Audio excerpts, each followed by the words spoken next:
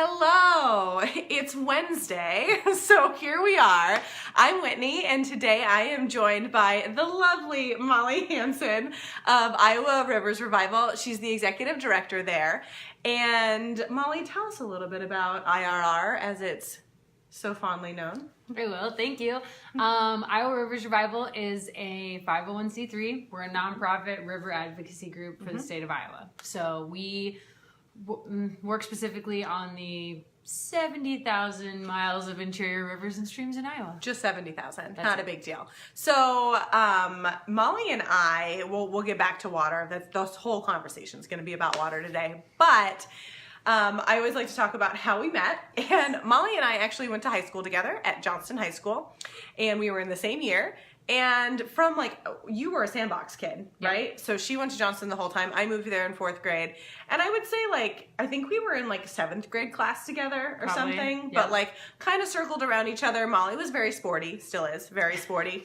I was not sporty. But we were in show choir together. We did the choir. Yeah, we did the choir. We were both altos. So we were good at reading music. So these things. And then I moved back to Des Moines about almost 3 years ago now. And I had seen something that Molly had posted and I was like, she seems cool. So I reached out to her on Facebook and then she ended up being my roommate. Yes. Pretty much because I was like, I need a roommate and you should be it. That's exactly and what happened. that's how that happened. So as you all know, I'm very persuasive. So anyway, that is our origination story, but we're here today to talk about water. So Molly, what questions do you have for me? Well, today we're going to talk about something called Women for Water, and the way that we usually kick off these meetings is asking each person, what is your earliest memory around water in Iowa? And I had to go through that, because, I have a lot of memories around water, but again, I'm not super sporty, so recreational water can be difficult for me to recall. But I do remember, I think it was a Girl Scout retreat, and it was a daddy-daughter, stay in cabins, learn how to tie knots. I think I was kindergarten or 1st grade. So my dad and I went on a Girl Scout retreat, and we canoed. Yes. And I'm pretty sure I did none of the work, so thanks, Dad. And I remember the canoeing, but I also remember that he snored all night and I didn't sleep. So that's how camping daddy-daughter vacations, they just snore and you canoe. Yes. Anyway, so that's my first water memory. What about yours? That's a good one. I also have daddy-daughter canoe stories, but my earliest one is growing up and visiting my grandparents at their lake house in Clear Lake. And Clear Lake is incorrectly named. It's true. It is not the clearest, and it's much better now. It's been the recipient of some lake restoration money, so it's lovely now. But when I grew up there, not so much. But so cool. That's where I would swim, go fishing, go tubing. My grandpa liked to flip my brother and I off the boat. Yeah. Things like that. But it was just it was always so much fun and was never concerned about what it looked like. What it was just a water? Good time. Yeah, it was just a what good was time. in that water. So now, your journey has been very much, you did environmental science in college. Right. You've always, county conservation, was that directly after college for you? And then you moved to Iowa Rivers Revival. So tell me about your passion for water. Where does this come from? And, why does this take over your entire life? As it has. As it has. Well, and I think it just it kind of organically came to that. I wasn't one day just water. But when you work in conservation and you get to travel the different parts of the state and try and figure out kind of what you're going to work on and what are your resources that are really valuable. One thing that is in all parts of the state and that really does connect people, as corny as it sounds, is our rivers and streams. Literally connecting people and places. Yes. And so when I was working in natural resources, when I would do outreach with kids, I do programming and take kids out water testing or fishing or canoeing. And you take note, you start to notice what's going on around there and things like that. And so when the opportunity came to get more involved on the grassroots and policy side of things, it was well, this seems like something worth working on. This is the thing. This is the path. It's the thing. So out of this, you've been working, how long have you been with IRR? Almost 3 years. Almost 3 years. Okay. So that's quite a long time. When did Women for Water come about? How did this come about? Who's involved? What is this? Definitely. Okay. So 2017 was when Women for Water became sort of an idea in our heads, and then B, kind of something a little more concrete.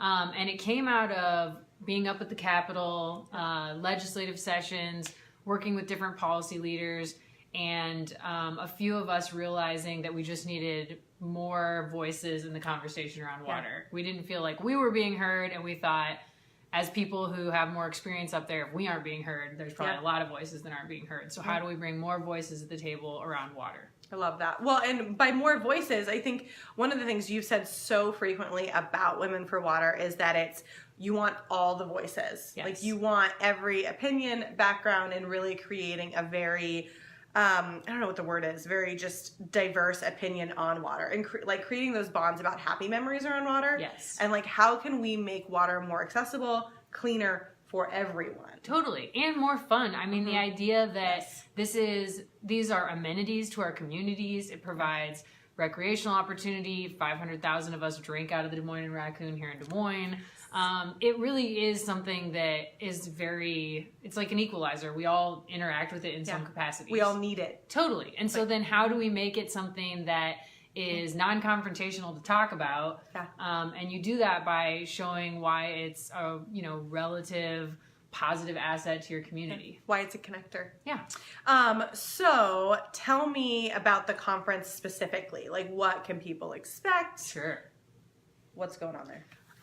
Well, coming up, we are having our second annual Women for Water gathering. I was at the first. I loved it. It was so much fun. I'm not a science person. Right. I'm also not much of a politico. Like, I love to learn, but I wouldn't say I'm deeply in any of these pockets. Right. And I totally understood everything that people were saying. Yes. And that's the value of having a gathering every year. And that's totally it. We want this to be something that is just a great time, a networking opportunity, and a way for people to come together around, like we said, positive memories, story sharing, but ultimately meet women where they are and then help them take one step forward. Yeah. And so we do that with a gathering. Last year, we had over 90 women come to our event, which was amazing.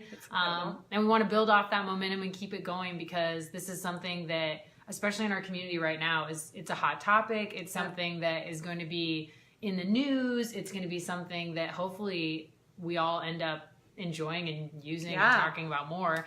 And so November 16th at the Airport Holiday Inn here in Des Moines, we are having the second annual Women for Water gathering.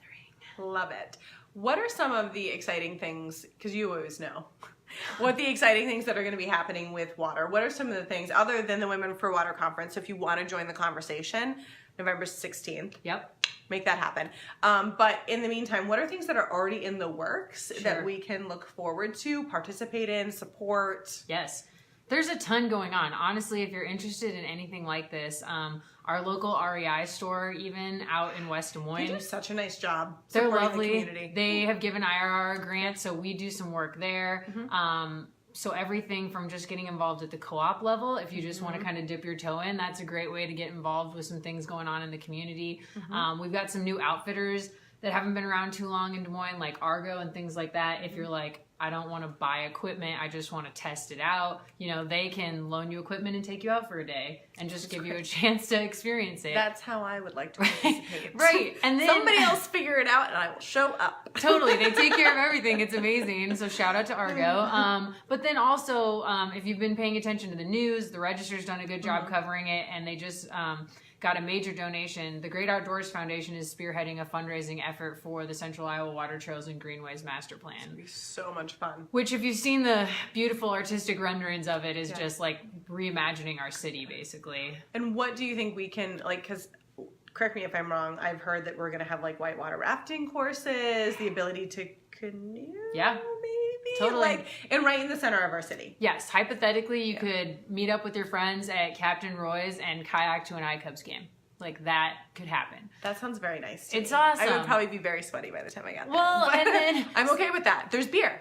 Totally. And the idea is it's really reconnecting our community. So right now we have these low-head dams in different areas that really aren't serving a purpose, but they're very dangerous. So like, you can't go over them or through them. Yeah. And so basically what this is a giant mitigation project that would allow you to safely pass through and keep going. And so you can on the one end of the extreme, you could be whitewater rafting through these incredible rapids, or you can like coast your canoe along the side and just like pass by, right? I would coast. And so it's got these amenities for the kind of extreme sporty people. It's also got like family friendly, more just like access. Right now we have these big cement barriers keeping us from our rivers. So why would we be inclined to interact with them? Yeah, it looks like it's a do not go zone. Totally. Right now.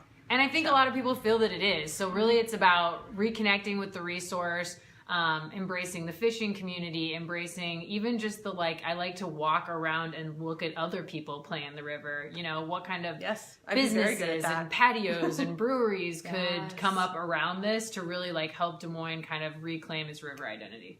I love it. Yeah, I love it. So all of these types of conversations, how we move forward with water, how like all of this will be happening at Women for Water. Yes, we've got a ton of great topics. We're going to be talking about water and education, water and advocacy. Our keynote speaker is a scientist who works at Chemin Industries. Ooh, Brenda is incredible, and she's going to tell us about her journey from India to Iowa. Ooh. And then we're going to close it out with a happy hour with some awesome lady brewers to talk to us about how clean water makes good beer, because, you know. I think that's a great topic. So will there be beer involved? There will be beer involved at the end. Great. Well, awesome.